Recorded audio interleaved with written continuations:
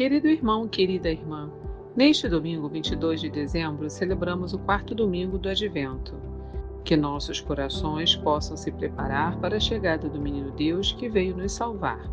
No evangelho desse domingo, escrito por São Lucas, vemos Nossa Senhora ir ao encontro de Santa Isabel, nas montanhas de Judá.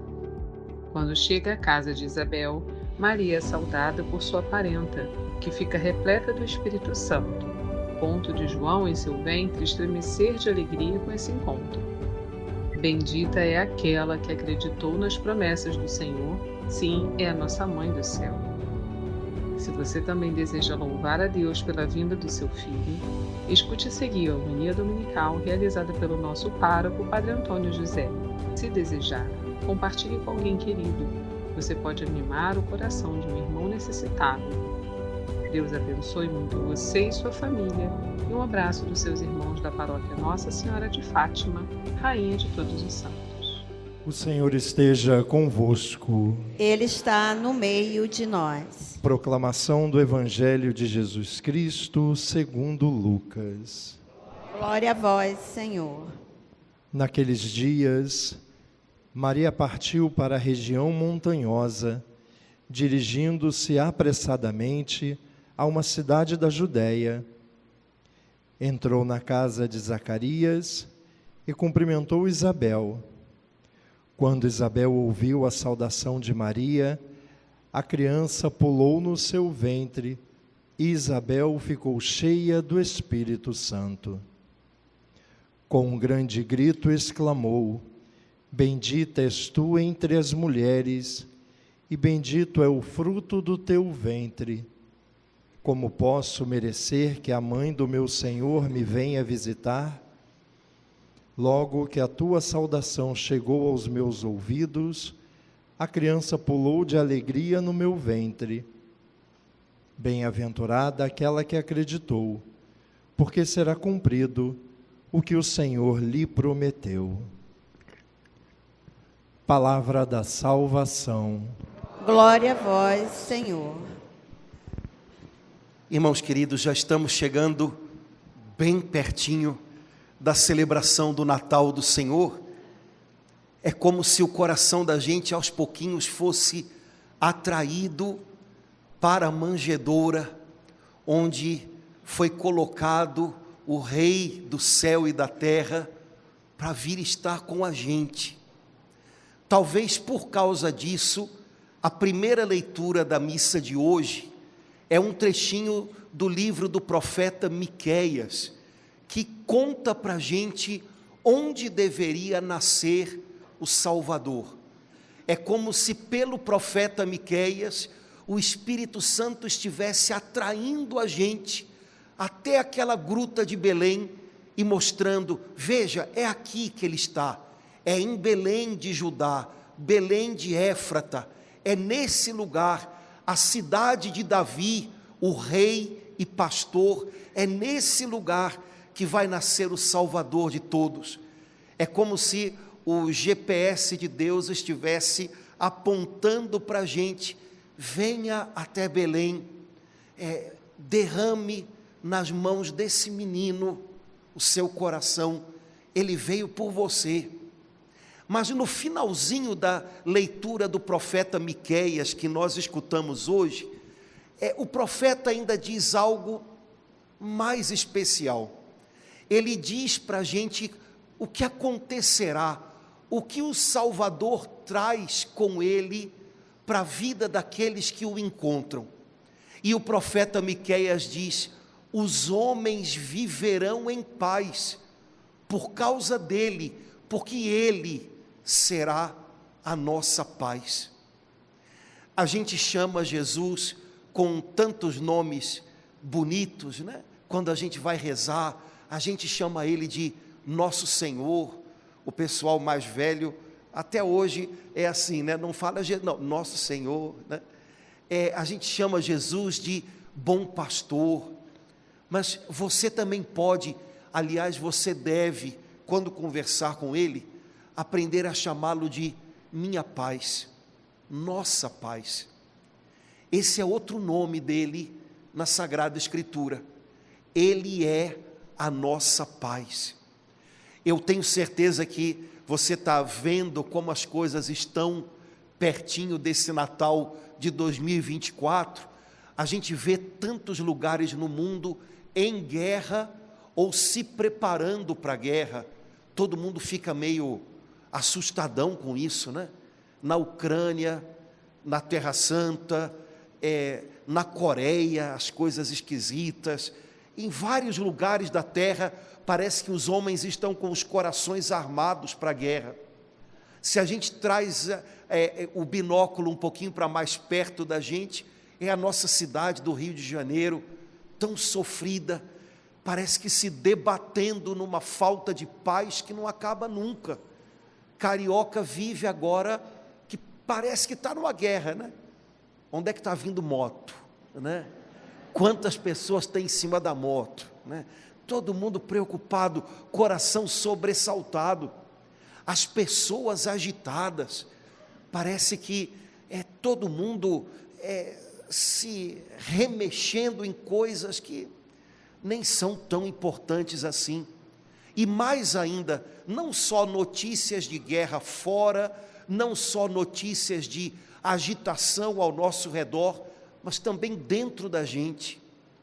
Quantas pessoas que não conseguem se sentir em paz, porque estão carregando guerras dentro, ou porque estão carregando tumultos dentro. E quando a gente não está em paz dentro, quando a gente não tem paz no interior, a gente acaba brigando com quem está em volta, a gente acaba ficando mal com quem está em volta, e às vezes não tem a ver com grandes problemas que acontecem entre a gente. Quando a gente vai mal dentro, qualquer pequena coisa é motivo para a gente guerrear, é motivo para a gente se colocar na defensiva, é motivo para a gente atacar, porque às vezes as pequenas coisas mexem em machucados que estão dentro da gente, que não estão curados, em feridas que não estão fechadas. E para isso tudo, o Espírito Santo diz pelo profeta Miqueias, Ele, Jesus, é a nossa paz. Ele traz paz para dentro da gente. Paz não é um acordo de políticos. Paz não é a solução de todos os problemas. Imagina, se você está esperando um dia sem problema nenhum para ter paz, quero te enganar, não. Paz é algo que Deus semeia dentro da gente, e é algo que vem tão de Deus, e é colocado tão íntimo dentro de nós, que pode conviver até com momentos difíceis. Eu posso, mesmo passando por uma grande prova, e até por uma grande dor, ter paz dentro de mim. O que Deus semeia, o que Deus planta na alma da gente, o que vem de fora, gente, não tira não. As coisas que a gente tem nas mãos, a vida tira em algum momento, de alguma maneira. Coisas que a gente conquistou, até a saúde que a gente tem, né? Eu só peço a Deus uma coisa, saúde. Eu também peço muito, mas sabe, tem uma hora que ela empaca, né? Agora, o que Deus põe dentro da gente, isso nada no mundo nos tira. Deus põe paz na nossa alma, de tal maneira que até as circunstâncias complicadas não roubam isso da gente. Eu posso estar sofrendo sem perder a paz. Eu posso estar passando por uma prova, por um momento em que as coisas estão sendo diferentes do que eu desejava, e ainda assim eu posso ter paz. Paz é fruto da entrada de Jesus na sua vida. Quando Ele entra, quando Ele se estabelece dentro do seu coração, quando Ele vai crescendo e tomando os espaços na sua mente, nos seus pensamentos, nos seus sentimentos, de repente, a calmaria que só Deus traz, chega aqui dentro, e você começa a transbordar isso. Eu peço muito a Deus que, nesse tempo de Natal, você possa viver a paz que Jesus Cristo trouxe para você. Talvez você esteja passando por momentos complicados, talvez você vá se encontrar com pessoas que não estão muito em paz, e que talvez estejam até dispostas a um pouco mais de conflito, mas que você carregue a paz de Deus com você, para a casa da sua sogra, para junto do seu cunhado, né? Para o jantar, né? Para a ceia de Natal, para que você possa transbordar um pouquinho do que Deus pôs dentro, e que você não entregue essa paz a nenhuma situação complicada. Jesus um dia disse aos seus apóstolos, quando mandou que eles fossem de 2 a 2 evangelizar: quando vocês chegarem no lugar, digam sempre em primeiro lugar, a paz esteja aqui. Se houver nesse lugar um amigo da paz, a paz de vocês vai chegar no coração dele. Se não, a paz que vocês deram volta para vocês. Mas Jesus em nenhum lugar diz que se a gente leva a paz com a gente perde no caminho, de jeito nenhum. Esse tempo de Natal, não perca a sua paz enquanto você vai celebrar, enquanto você vai estar com a sua família, enquanto você vai resolver os últimos problemas que dá para resolver no final do ano. A paz é fruto da certeza de que Jesus Cristo está perto, e com a ajuda dele, a gente é capaz de guardar essa paz, mesmo no meio das provas. Depois a gente leu na missa hoje, um trechinho da carta aos Hebreus, que é a segunda leitura da missa de hoje. E nesse trechinho da carta aos Hebreus, a Bíblia diz algo muito legal. Ela diz assim: quando Jesus Cristo entrou no mundo, ele entrou no mundo dizendo: eis que venho, ó Pai, com prazer eu faço a vossa vontade. Jesus Cristo é o Filho eterno de Deus, mas ele entrou no mundo nosso irmão, e para entrar no mundo nosso irmão, ele entrou neném. E nenhum neném entra no mundo dizendo uma frase tão grande, né? Eis que venho, ó Pai, imagina, né? Quando o neném começa a falar, os pais ficam ali esperando, né? Para ver inclusive o que ele vai falar, né? O neném fala, na melhor das hipóteses, papá, mamã, né? E o pai e a mãe ali brigando para ver qual é o que ele fala primeiro, né? Como se fosse a escolha do neném. Os pais são muito malucos, né? Porque, o meu neném, não, o neném ouviu alguma coisa, o que ele conseguiu, ele botou para fora, pronto, né? Nenhuma criança entra no mundo dizendo uma frase tão comprida como essa que a carta aos Hebreus diz, que Jesus entrou no mundo falando. É uma maneira que a Bíblia tem de dizer para a gente que do primeiro ao último instante da sua vida sobre a terra, Jesus só teve uma coisa acontecendo, através dele e nele, a vontade perfeita do coração do Pai. Irmãos, nós vivemos num mundo, num tempo que atiça a gente para o tempo inteiro querer viver novidades. Há pessoas que vivem buscando alguma novidade. A gente acha que quando as coisas entram em alguma rotina, e às vezes uma rotina necessária, boa, já está estranho porque não está tendo nada de tão... mas sabem de uma coisa? O que faz a vida da gente ter equilíbrio, o que faz a vida da gente fluir na direção certa, não é a quantidade de novidades que a gente vive, mas é que todo o tempo a gente busque o que Jesus buscou e só. Pai, o que o Senhor espera de mim hoje? A vida de um cristão não deve ser medida pela quantidade de novidades que ele consegue produzir ou viver. A vida de um cristão, ela dá passos na medida em que esse filho de Deus, essa filha de Deus, entende que a pergunta certa a cada dia é: Pai, o que o Senhor quer de mim hoje? Esse foi o ritmo da vida de Jesus.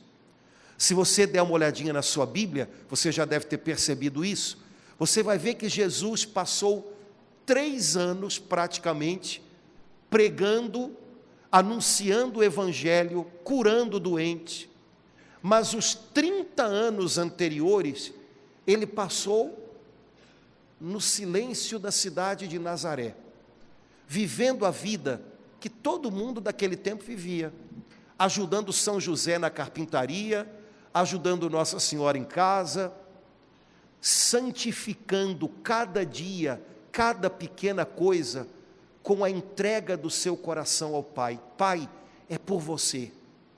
Pai, eu estou fazendo isso aqui por você. É o meu sim para você hoje. De vez em quando, final do ano, época de Natal e Páscoa, a televisão começa a botar aqueles especiais de Natal e especiais de Páscoa, que não são nada especiais, né? Então, de vez em quando aparece aqui, o que Jesus fez até os 30 anos, né? Eu já vi cada doideira.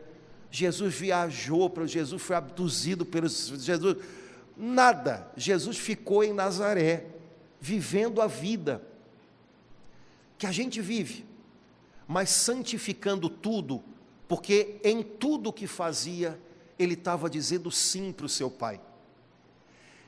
Sabe, talvez a gente pudesse aprender isso com ele, né? Talvez a sua vida nesses últimos meses não tenha sido um acúmulo de novidades. Você não conseguiu ir para a Disney, até porque 6 e quanto hoje? Sei lá, né? Você não conseguiu ir para a Disney, né? Você não conseguiu, sei lá, fazer uma mudança no seu trabalho. Ok, todo dia não dá para ficar, mas o seu sim para Deus, como é que ele anda? No seu dia a dia, nas pequenas coisas que às vezes exigem da gente uma grande fidelidade, estar com as pessoas que Deus nos deu, por exemplo. Jesus viveu sobre a terra do primeiro ao último instante, um sim sem volta atrás para o Pai do céu. Mesmo quando o que Deus pede da gente é exigente, dar sim a Ele é o que faz a gente encontrar aqui dentro paz. Nunca imagine que dizer um não para Deus vai trazer paz para você. O Senhor me pediu que eu andasse com Ele, mas eu estou muito cansado, eu estou muito chateado. A igreja, então eu vou, tá, quando der eu vou, mas agora eu não quero mais saber, não. Cada vez que você dá um não para Deus, não imagine que isso vai trazer para você mais tempo, mais vida, não vai trazer.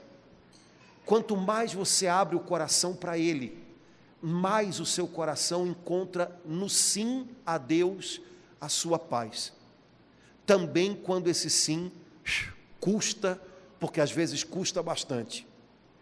Estar no lugar onde Deus pede que a gente esteja, quando a gente tem que cuidar de uma pessoa que ficou doente, quando a gente tem que segurar as pontas de um casamento que está em crise, porque a gente passa por crises, quando a gente tem que conviver com pessoas no nosso trabalho, que a gente percebe que às vezes estão puxando um tapete aqui e ali, e a gente sabe que não deve usar das mesmas armas que eles. Dizer sim para Deus nessas horas é um desafio grande, é exigente, e às vezes cansa. Só que é um cansaço que pode acontecer no corpo, na mente, mas o nosso espírito, o nosso íntimo, quando a gente diz sim para o Senhor, Ele se renova. Sabe, quando você fez alguma coisa que você sabia que ia ser legal e que cansou você, exigiu, mas depois que você fez, você disse, valeu. Cada vez que a gente diz sim para Deus, eu acho que é um pouco isso que acontece aqui. Você pode acabar o dia cansado, você pode acabar o dia com um pouco mais de cabelo branco, mas no fundo da sua alma, você pode dizer, valeu, você sabe que valeu, porque você estava vivendo a sua vida como uma resposta ao amor do Pai, e você estava respondendo a Ele com amor, com entrega, com generosidade. Essa foi a vida do Senhor Jesus sobre a terra. Essa deve ser a vida de todos aqueles que carregam o nome dele e se dizem cristãos. Depois, a gente andou mais um pouquinho e a gente ouviu o trechinho do Evangelho de Lucas, que fala da visitação de Nossa Senhora a Santa Isabel. No 4º domingo do Advento, a igreja sempre conta para a gente um evangelho que envolve mais de perto Nossa Senhora. Porque se é verdade que para encontrar Jesus recém-nascido, a gente teve que ir até Belém, os pastores foram a Belém, os magos foram a Belém, porque assim tinha profetizado o profeta Miqueias. O lugar mais próximo do mundo que a gente pode ter de uma pessoa, eu acho que é o coração da mãe dessa pessoa. Não tem lugar no mundo mais próximo de alguém do que o coração da mãe desse alguém. Esse coração entende, sabe, pressente, se preocupa. É o lugar mais próximo do mundo que você pode encontrar de Jesus, é o coração de Maria. Ali você o entende, ali você descobre os segredos dele, ali você se aproxima dele com amor. Afinal de contas, coração de mãe, né? Coração de mãe. No trechinho do Evangelho de hoje, nós ouvimos a história da visita de Nossa Senhora a Isabel. Você sabe como é que foi? Nossa Senhora recebeu o anúncio do anjo de que ela seria a mãe do Salvador, e o anjo, antes de voltar para Deus, deixou com Nossa Senhora uma notícia: Maria, já estava esquecendo, vou te contar uma boa. Isabel, tua parenta, concebeu um filho na velhice. Isabel devia estar com uns 40 e poucos, porque naquele tempo 40 e poucos era velhice, né, gente? Hoje é que 70, as meninas estão todas aí fazendo pilates, né? Broto, andando na rua, né? Pois é, né? Mas naquele tempo, 40 e pouco era velhice, né? Isabel, tua parenta, concebeu um filho na velhice, já está no 6º mês de gravidez, porque para Deus, Maria, nada é impossível. Quando o anjo voltou para Deus, Nossa Senhora já tinha sido fecundada pelo trabalho, pela obra do Espírito Santo, ela já carregava o Filho de Deus nela. A Bíblia diz, apressadamente, ela correu na direção da Judeia, onde vivia Isabel. Apressadamente. É como se a presença de Jesus, que ela agora carregava no ventre e no coração, como toda mãe, é como se essa presença de Jesus tivesse impulsionado ela a fazer o que Jesus veio para fazer, servir. E ela foi para a casa de Isabel servir sua prima por 3 meses, fazendo as coisas que uma jovenzinha poderia fazer por uma mulher mais velha na gravidez. Nossa Senhora vai apressadamente. No Novo Testamento só tem 2 lugares onde se fala de pressa. O primeiro deles é esse que a gente ouviu. Maria foi apressadamente a uma cidade nas montanhas da Judeia para servir Isabel. O outro lugar é numa das cartas de São Paulo, em que ele diz: apressai-vos em honrar uns aos outros. Nos 2 casos, a pressa é movida pelo cuidar de alguém, servir, honrar alguém. Eu acho que a gente podia rever as nossas pressas, né? Porque a gente vive apressado hoje em dia, mas normalmente a gente vive apressado pelas nossas coisas, pelo que eu tenho que fazer, pelo que eu quero, eu tenho que correr atrás. E a Bíblia diz, olha, apresse-se em fazer o bem que você pode, deixa para depois não. As outras coisas, vai administrando. Tem coisas que não adianta tentar correr, mas o bem que você pode fazer hoje, faça logo. Nossa Senhora foi. Quando Nossa Senhora chegou, você já sabe, só de ouvir a saudação dela, Isabel foi transformada, ficou cheia do Espírito Santo. João Batista no ventre de Isabel exultou, porque pressentiu Jesus ali, mudou tudo. E eu peço a Deus que o seu Natal seja assim. Assim como nossa mãe levou Jesus no ventre e no coração lá para a montanha da Judéia, que você leve Jesus com você, e aí quando você chegar nos lugares onde você vai nesses próximos dias, que você possa transbordar o que você carrega dentro, e as pessoas possam, só de ouvir você, só de perceber a sua presença, elas possam, sabe, talvez até se acalmar um pouquinho, elas possam entrar na sua, e a sua é Jesus. Pode ser que todo mundo não vai entrar de uma maneira tão intensa, mas se você estiver com o Senhor, no Senhor, já dá para amansar um pouquinho as feras, já dá. Nossa Senhora foi saudada por Santa Isabel, e Isabel disse coisas tão bonitas: abençoada é você entre todas as mulheres, abençoado é o fruto do teu ventre, abençoada é você, Maria, porque acreditou, e tudo que Deus promete, Ele cumpre na vida daqueles que creem. Sabe, irmãos, talvez a gente precisasse ouvir essas palavras de Isabel a Nossa Senhora, e talvez a gente precisasse abraçar essas palavras também. Abençoado é aquele que acredita, porque Deus cumpre tudo o que Ele promete na vida daqueles que confiam nele. Isabel não disse para Nossa Senhora: Maria, você é abençoada porque agora você está entendendo tudo. Nossa Senhora estava vivendo coisas incríveis, e ela certamente não era capaz de entender tudo. Abençoada é você, Maria, porque acreditou. Isabel não disse: abençoada é você, Maria, porque daqui para frente vai ser só vitória. Rapaz, Nossa Senhora teve o neném numa estrebaria, teve que fugir para o Egito, porque tinha notícias de que queriam matar o menino. Não foi nada fácil, mas Isabel não disse: abençoada é você, Maria, porque tudo vai ser fácil. Abençoada é você que acreditou. Irmãos, quem sabe a gente precisava trazer isso para a gente também, e começar a entender isso. Eu sou abençoado não porque eu estou entendendo tudo, eu sou abençoado porque eu acredito.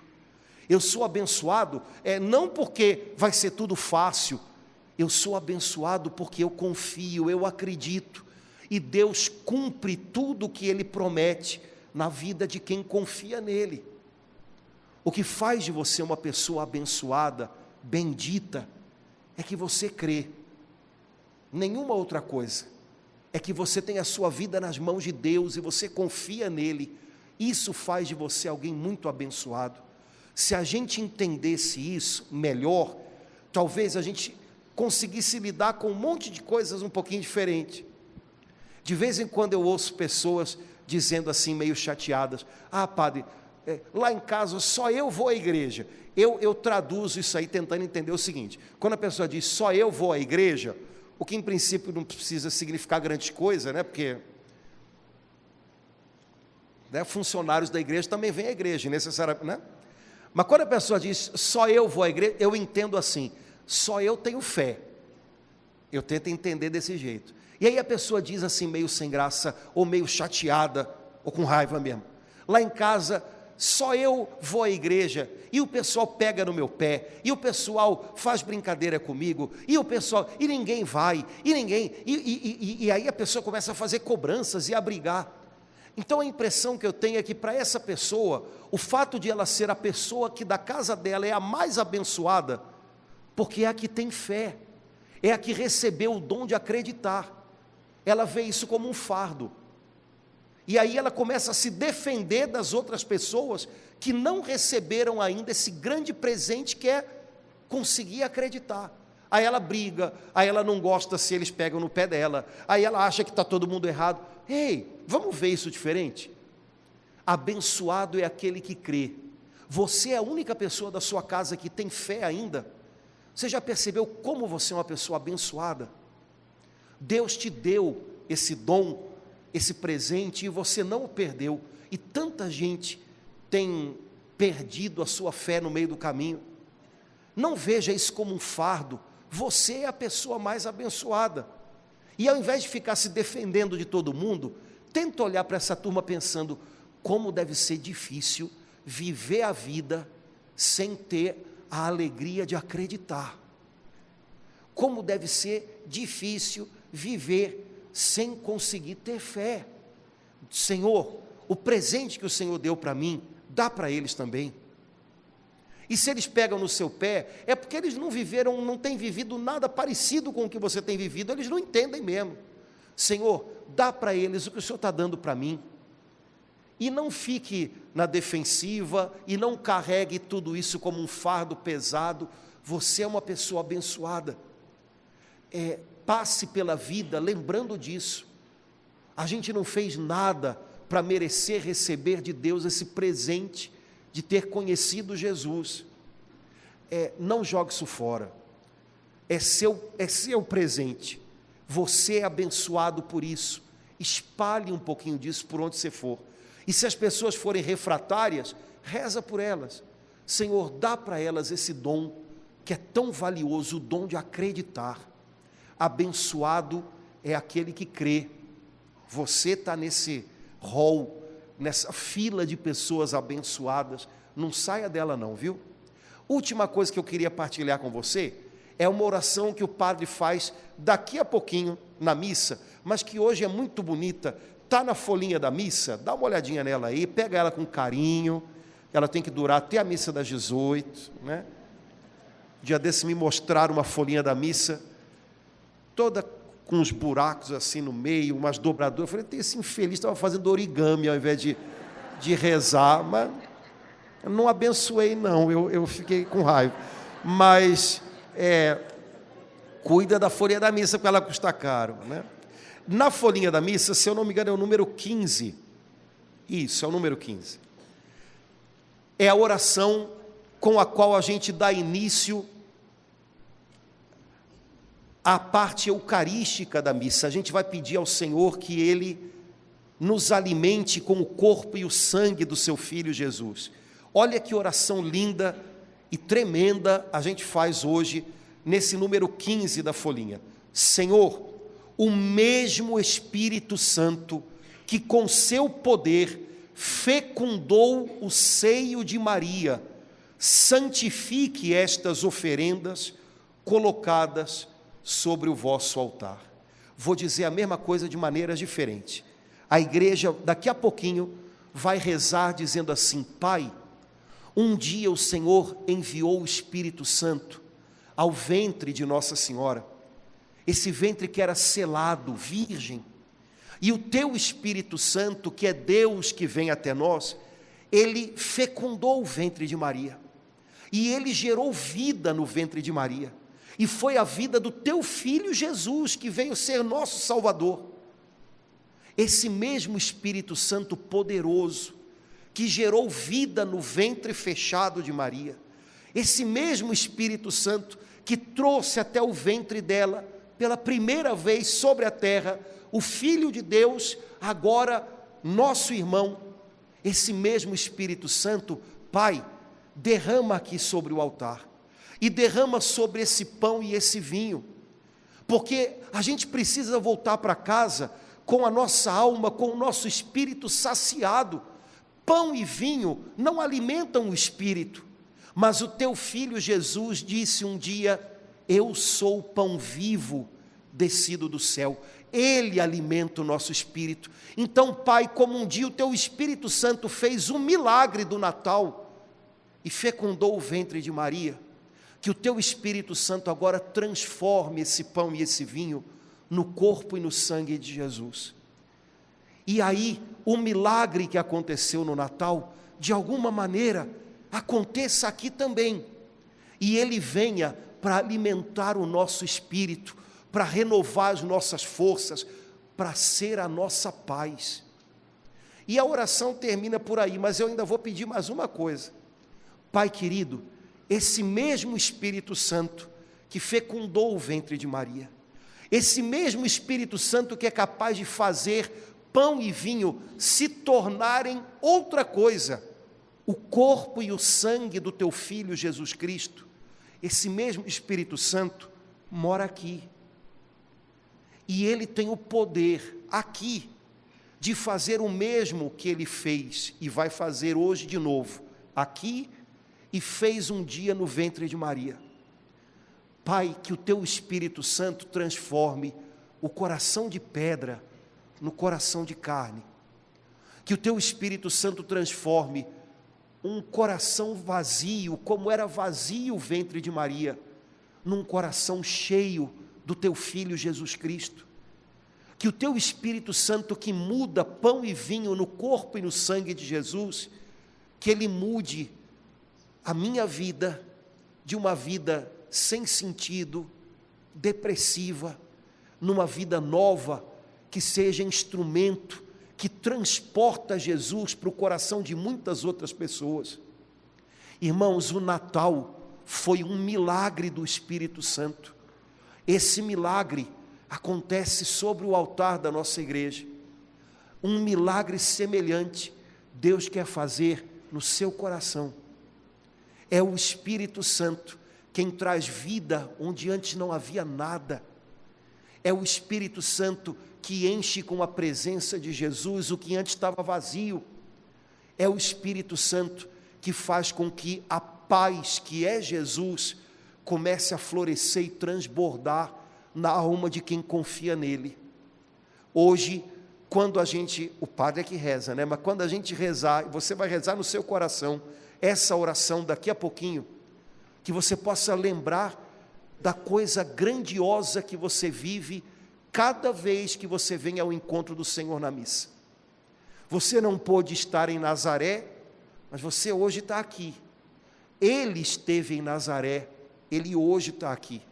Agora lembra também disso, o mesmo Espírito Santo que faz um milagre lá, quer e pode fazer hoje um milagre aqui. Ele pode fazer Jesus vir e crescer e transbordar do coração de cada um de nós. Que esse milagre não precise esperar a quarta-feira para acontecer, que ele já aconteça hoje, no seu coração, na sua vida, para que você possa, como Maria em Judá, transportar, carregar o príncipe da paz com você, para onde você for nesses próximos dias.